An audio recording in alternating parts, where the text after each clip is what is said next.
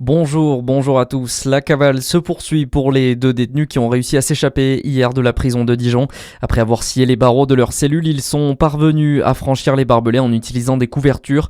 L'un des fugitifs est mis en examen pour tentative d'assassinat et association de malfaiteurs, l'autre pour menaces et violences habituelles aggravées envers sa conjointe. Une enquête pour évasion en bande organisée a été ouverte par le parquet de Dijon tandis que les recherches se poursuivent. Et cette évasion qui remet au cœur des débats la vétusté de la maison d'arrêt.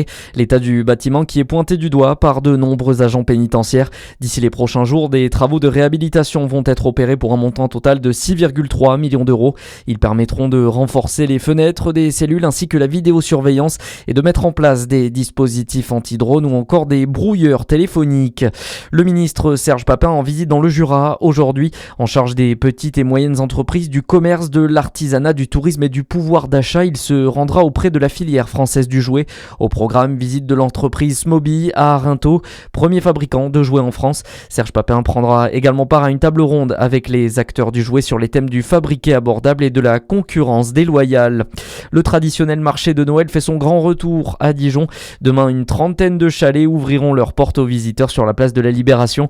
L'ouverture du marché accompagnée du lancement des illuminations de la ville. Rendez-vous ce samedi à 18h. Dans le reste de l'actualité, les salariés de la Fnac appelés à la grève en plein Black Friday. Un appel lancé par la CGT et SUD pour dénoncer les salaires trop bas et des pertes importantes d'effectifs. Des débrayages sont annoncés dans plusieurs magasins.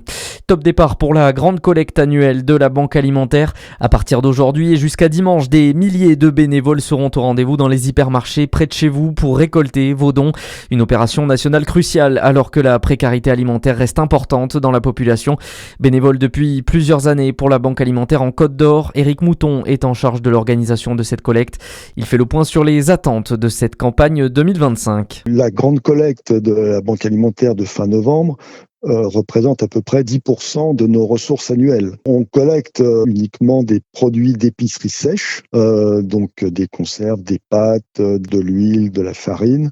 Cette année, donc, on va essayer de collecter un maximum de protéines, donc sous forme de plats cuisinés, de conserves de poisson. On espère effectivement que les donateurs seront au rendez-vous et feront preuve de générosité comme ils l'ont fait ces dernières années. À noter que l'an dernier, la générosité des donateurs a permis aux banques alimentaires de collecter près de 10 000 tonnes de denrées. Et puis, 3 astronautes européens vont participer aux prochaines missions lunaires de la NASA. C'est l'annonce de l'Agence spatiale européenne.